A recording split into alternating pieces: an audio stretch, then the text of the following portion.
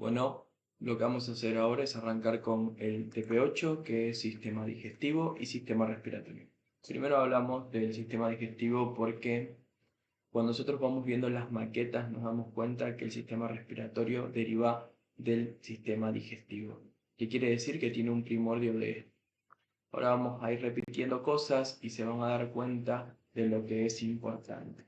Bien, también vale aclarar varias cosas de que cada vez que nosotros hablemos de sistemas, vamos a hablar de un conjunto de órganos. Al hablar de un conjunto de órganos tenemos que saber de qué hojas derivan, que es lo más importante de la materia de embriología. Bien, después la parte anatómica la tenemos que conocer, sí, por parte, no todo fino como cuando nosotros estamos hablando de anatomía, pero tenemos que hablar sí o sí de la hoja embrionaria. Y la hoja embrionaria per se acá y la más importante es endodermo. Y se acuerdan que, y vale aclarar, que nosotros cuando vimos periodo somítico, maquetas, yo les dije que habían varios conceptos que ustedes tenían que saber. Uno de estos conceptos importantes era el esbozo. El esbozo era un primordio de un órgano, ya que vamos a hablar de órgano, que está formado por dos o más hojas embrionarias. Y está también lo contrario, que es blastema. Blastema es el primordio de un órgano también, pero que está formado por una sola hoja embrionaria. El sistema digestivo es un conjunto de esbozos, es decir, que va a estar formado por diferentes hojas embrionarias. Una de ellas es el endodermo, es decir, la de color amarilla. Pero ustedes van a decir, bueno, pero me dijiste que es de dos o más hojas embrionarias. ¿Sí? Y vamos a darnos cuenta que una de esas hojas embrionarias, acá se lo estamos dando cuenta, que se le va a llamar pleura, que está de color rojo, ¿sí? Es nuestro mesodermo lateral, hoja visceral, en toda su extensión, porque no nos olvidemos, nosotros somos un tubo. Al ser un tubo, va a recorrer desde la parte más cefálica a la más caudal, es decir, desde la boca al ano llega el sistema digestivo. Y todo el sistema digestivo está compuesto por endodermo, sí, pero todo el sistema digestivo está compuesto por mesodermo lateral, hoja visceral, no. La mayoría, sí, pero vamos a ver que va a haber diferentes excepciones. Acá volvemos a repetir varias cosas que son importantes. ¿Cuáles son las cosas importantes? Sabiendo que si nosotros tenemos este esquema, sabemos que si nosotros seguimos la hoja embrionaria, que es el endodermo, nos vamos a dar cuenta que lo está dividiendo en la parte intestinal, en el alantoides, que va a formar parte de la vejiga urinaria, y en la faringe. Nosotros faringe ya vimos. ¿Cuándo vimos faringe? En las crestas neurales, o también nosotros hablamos de cara y cuello, que eso lo vimos en el TP pasado, sabiendo que la faringe va a estar formado también, o va a conformar la tiroides y las bolsas faringias. Nosotros bolsas faringias ya vimos, ¿sí? Pero igual lo vamos a recordar. ¿Por qué? Porque sigue siendo parte de la parte de sistema digestivo. Pero si ustedes se dan cuenta y nos vamos para intestino, el intestino nos va a dar páncreas, hígado, tracto digestivo, tráquea y pulmones. Y si ustedes se dan cuenta, acá sale un desglose de una flecha que viene del mesodermo lateral esplácnico, que si se fusiona con toda la parte del intestino, no solo da la parte de vías respiratorias, sino también da parte de la pared intestinal. Entonces, el conjunto o la unión del endodermo embrionario con el mesodermo lateral, hoja visceral, se le llama esplagnopleuria, ¿sí? Excepto, acá le dice, no siempre cumple la función de hacer esplagnopleuria, excepto en la región cefálica. Les pongo un signo de pregunta porque ustedes me van a decir cuándo no se cumple esta regla. Es decir, endodermo más mesodermo lateral, hoja visceral. Es decir, que ustedes se van a dar cuenta porque ya vimos caricuello en la parte de caricuello. Porque si nosotros nos íbamos a bolsa faringia, sí está compuesta por endodermo. Pero si nos íbamos a arco faringio, los arcos faringios no estaban compuestos por mesodermo lateral hoja visceral, sino que estaba compuesto por mesodermo paraxil. Bien, pero lo vamos a ir desglosando poco a poco. Bien, además de la región cefálica, no nos olvidemos que el mesodermo lateral somático, ¿sí? Ese mesodermo lateral somático también da esqueleto de los miembros y también da parte de los vasos sanguíneos. Siempre que tengamos mesodermo, tenemos vasos sanguíneos y parte muscular. No se olviden esa regla que nosotros ya teníamos. Bien, para no marearnos tantos y seguir con la clase, nos vamos a dar cuenta que tenemos un embrión de cuarta y de quinta semana, No nos olvidemos que cuando nosotros hablábamos de la maqueta si hablamos de la maqueta que estamos viendo a la izquierda nuestra, teníamos para poder dividir a nuestro embrión de cuarta semana y lo podíamos dividir siguiendo los sistemas, sabiendo que esto es cefálico, esto es caudal, esto es dorsal y esto es ventral. Una vez que nosotros decimos que estamos viendo una maqueta de cuarta semana a vista interna y decimos que es cefálico, que es caudal, que es dorsal y que es ventral, nosotros teníamos que comenzar a diferenciarlo, depende del eje. Vamos siempre, a mí me gusta más siempre el eje cefalocaudal o que se puede usar el dorso ventral. El eje cefalocaudal a nivel del sistema digestivo, lo más cefálico era el estomodeo, que eso es cara y cuello. El estomodeo es nuestro primer límite cefálico del intestino anterior. ¿Y cuál es mi límite más caudal? Es, si tenemos un estomodeo que era la futura boca, tenemos un proctodeo que es la futura región anal. Sí, que en sí es todo esto no es que es una estructura, sino que es una cavidad, como veníamos diciendo. Después, nosotros sabíamos que nuestro intestino se dividía en tres. En un intestino, voy a poner IA, intestino anterior, en un intestino medio y en un intestino posterior. ¿Sí? Una vez que nosotros sabemos que se divide en tres, tenemos que separar el intestino medio. Bien, el intestino medio podíamos marcar dos líneas imaginarias por cefálico al conducto vitelino y una línea imaginaria que pasaba por debajo del conducto vitelino. Estas líneas tenían nombres específicos, se llama la línea portal anterior, ¿sí? Porque pasaba por el sistema porta, y una línea portal posterior. Bien, entonces ya tenemos dividido el intestino anterior, medio y posterior. Bien, pero esto era o depende de las estructuras que nosotros vamos localizando. Pero también se podía dividir, depende de la irrigación. La región cefálica sabíamos que estaba irrigada por ciertas estructuras de vasos sanguíneos, por quien está irrigado el intestino medio y posterior. ¿Se acuerdan? Que teníamos la mesentérica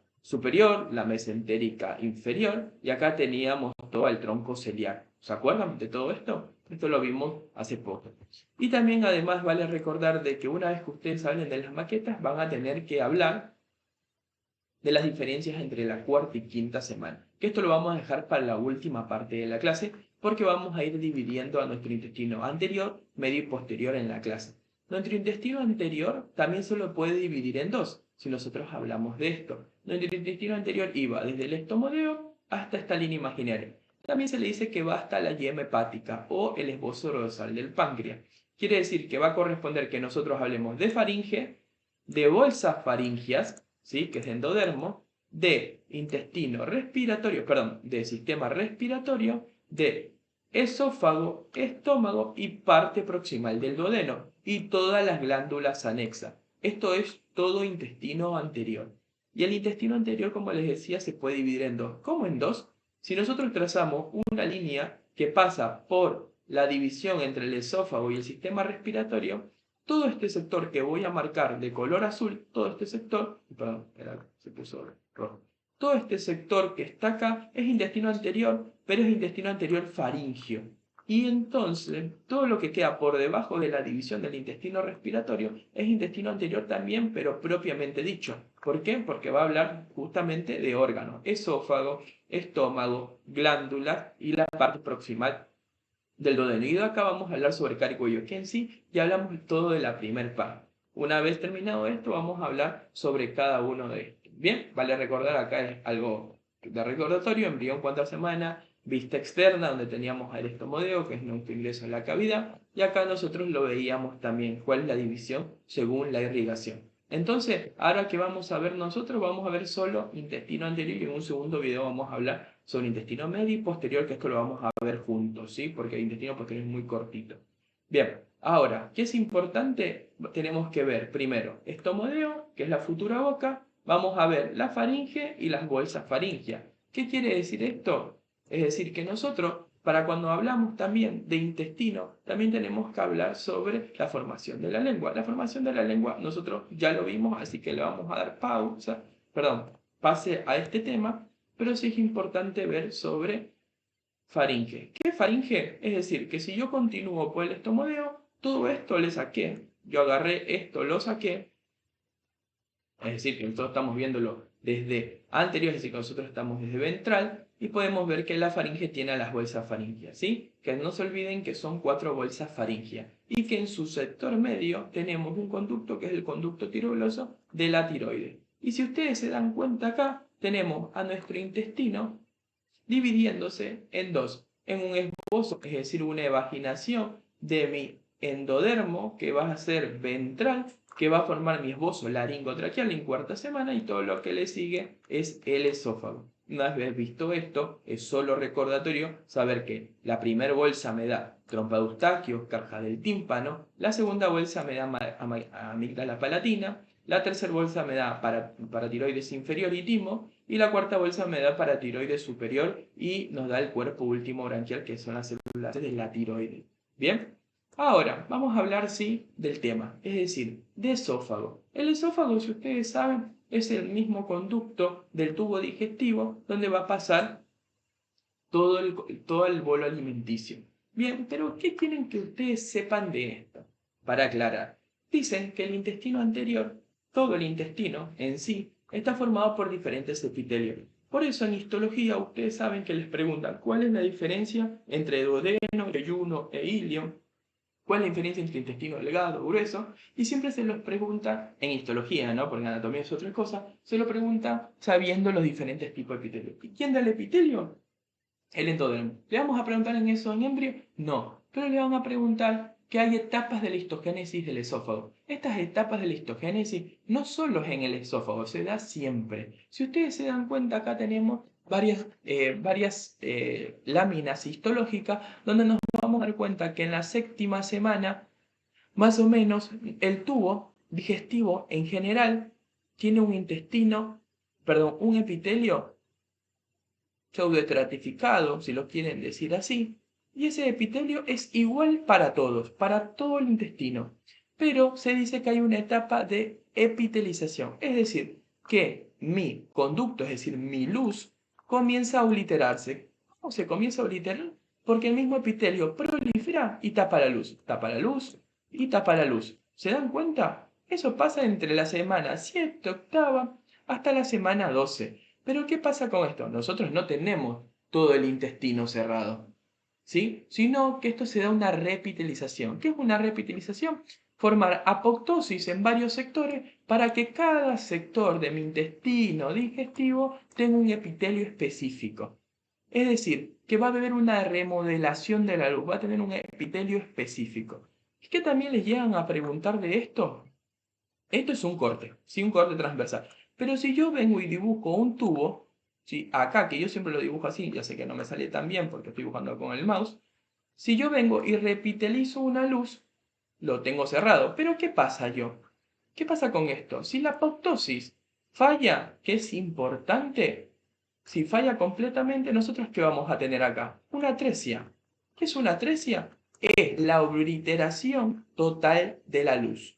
¿Qué quiere decir esto? Que, ¿cómo nos vamos a dar cuenta? Bien, el recién nacido, esto se ve en ecografía igual, ¿sí? Se lo va a ver en ecografía. ¿Por qué? Porque si nosotros, cuando veamos líquido amniótico y el embrión feto no degluta el líquido amniótico, nos vamos a dar cuenta que puede haber un polidragnios no gracias, sino por un fenómeno llamado atresia. Es decir, que nunca se volvió a formar la luz del tubo digestivo. ¿Qué pasa? No solo hay atresias del tubo digestivo, no solo es que hay obliteración completa, también hay obliteración parcial de la luz. ¿Saben cómo se llama esto? Esto se llama estenosis. Bien, cuando nosotros tenemos una estenosis, ¿sí? Es porque tenemos una obliteración parcial. Va a haber, sí, que pase de líquido a amniótico, pero cuando nos va a ser un poco más, va a ser peor para la vida extrauterina es cuando tengamos una atresia. ¿Por qué? Porque el recién nacido va a tomar la leche y la va a regurgitar. Al regurgitarla sabemos que el bebé tiene que tener una cirugía para poder obliterar esa luz. ¿Bien? O desobliterar esa luz. ¿Qué es importante de todo esto y que también suelen preguntarlo en los exámenes? Es importantísimo esto. Entonces, si yo me vengo para acá atrás, voy a borrar. ¿Nosotros qué tenemos acá atrás? Nosotros tenemos el esófago, ¿cierto? Porque esto, si yo lo quito, es laringe, tráquea, lo que vamos a tener. Pero si yo quitaría esto, yo quiero que ustedes se den cuenta que el esófago en anatomía y en histología se lo divide en tres porciones. En una porción superior y y un 2/3 inferiores. ¿Saben por qué se lo divide ahí? ¿Qué es importante? ¿Por qué? Porque el epitelio o el endodermo es el mismo, pero acá lo que va a cambiar, que es importante, es quién lo recubre. ¿Y quién lo recubría al esófago? El mesodermo lateral, hoja visceral. ¿Pero dónde? Solo en los 2/3 inferiores. En los 2/3 inferiores del esófago nos vamos a dar cuenta que lo recubre el mesodermo lateral o hoja visceral. ¿Y qué pasa con el tercio superior? Y esto lo tienen que saber y lo tienen que ir asimilando. ¿A quién tienen acá arriba? A los arcos faringeos. Entonces se dice que el tercio superior del esófago lo da otro tipo de mesodermo. ¿Por qué? Y quiero que lo asimilen así, porque es importante, porque nosotros, ¿qué hacemos cuando estamos masticando la comida? La tenemos que deglutir, y eso lo tenemos que hacer mediante músculo no liso, sino músculo estriado. Al tener músculo estriado, nosotros vamos a saber que lo tiene que dar otro tipo de mesodermo. ¿Por qué? Porque mi mesodermo lateral, hoja visceral, solo da músculo liso. Eso es importante. En cambio, nuestro mesodermo que tenemos acá, que es de los arcos branquiales, no es músculo liso, sino que es músculo estriado. Bien, que es músculo voluntario, porque nosotros cuando deglutimos, lo vamos a deglutir sabiendo que estamos deglutiendo las cosas. Entonces, eso es lo importante. ¿Se acuerdan que habían excepciones a la regla? Estas son una de las excepciones, pero si ustedes se van a dar cuenta y siguen la anatomía o todo lo que nosotros ya veníamos viendo, tiene un poco de lógica. Así que yo lo único que quiero acá en sistema es que lo vayamos pensando siempre siguiendo los capítulos anteriores que nosotros ya vimos. Eso sería todo de esófago. Ahora vamos con estómago. ¿Bien? Bueno, seguimos. Estómago entonces. Y acá me gusta esta imagen porque quiero que se lo imaginen así, que es importante. No me está cargando. Quiero que se lo imaginen así. El endodermo claramente, y como si tuviéramos a una capa acá afuera, tanto en todos los dibujos de acá y acá también, y todo está recubierto por mesodermo lateral ojo visceral, menos excepción lo que nosotros ya tenemos arriba, ¿o no? ¿Sí? En el esófago. Pero quiero que se den cuenta que todo el intestino digestivo está recubierto por este mesodermo. Bien, ¿qué es importante del estómago? El estómago comienza a tener una dilatación fusiforme para comenzar a adquirir esa estructura anatómica del estómago. Pero ¿qué quieren que sepan de esto en embriología? En embriología quieren que sepan que toda la región dorsal, esto es dorsal, esto es ventral, porque acá yo hice un corte, toda la región dorsal gira como si giraría un reloj, es decir, como las manijas del reloj. Comienza a girar en sentido horario. ¿Bien? Y gira, ¿qué es esto? 90 grados. El estómago gira 90 grados y todo lo que es dorsal se vuelve izquierdo y todo lo que es ventral se vuelve derecho. Por eso tiene justamente esta rotación anatómica el estómago. Y todo lo que rota de ahora en adelante es gracias al estómago. Todo lo que está caudal al estómago vuelve y rota en sentido antihorario, es decir, que el duodeno se vuelve derecho, ¿sí? Y por eso tiene esta estructura en forma de C. Y también es importante que hasta acá, hasta la primer parte o la parte proximal del duodeno, es intestino anterior.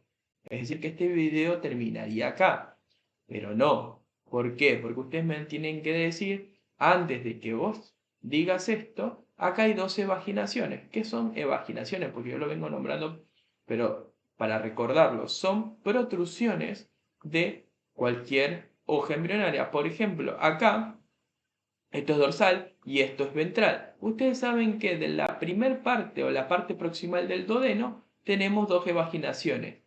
En cuarta semana tenemos el esbozo dorsal del páncreas y tenemos la yema hepática.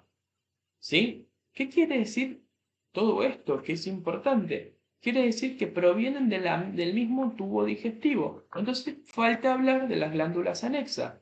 Por eso, quiero que ustedes se den cuenta y me digan, Kevin, te equivocaste. Sí, pero lo hice a propósito. ¿Por qué? Porque esto es ventral y esto es dorsal. ¿Por qué? Porque yo se los dije al principio. Todo lo que era dorsal se volvió derecho o izquierdo, se volvió izquierdo. Y todo lo que fue ventral se volvió derecho. ¿Qué quiere decir esto? Que como yo roté para acá, sí que es importante, todo esto es dorsal. ¿Por qué? Porque acá tenemos el esbozo dorsal del páncreas y acá tenemos la yema hepática. Y ustedes se van a dar cuenta en esta imagen. Se dan cuenta que en esta imagen cortaron al estómago y acá teníamos al esbozo dorsal del páncreas. Y a la yema hepática, lo que nosotros vamos a tener acá, que es endodermo. Acá tenemos una dilatación de la yema hepática, bien, que es lo que nos va a formar a la vesícula biliar, y que esa yema hepática o esa protrusión de lo que va a formar el hígado también me sale el esbozo ventral del páncreas, pero es por la disposición. Y que gracias a la rotación del estómago, si ustedes se dan cuenta, todo lo que es ventral rota hacia dorsal y esa formación ventral del páncreas se fusiona con la porción dorsal del páncreas. Por eso nosotros decimos que el páncreas está formada por dos porciones, una dorsal que se forma en la cuarta semana y una ventral que se forma en la quinta semana. Por eso, si ustedes ven el dibujo acá, tienen una parte morada, una roja, vienen del mismo sector porque igual es endodermo, ¿sí? Una es más chiquita y una es más grande. Pero ahora lo que nosotros tenemos que hablar es sobre el hígado. El hígado, si se dan cuenta, tiene un origen esplagno-pleúrico. No.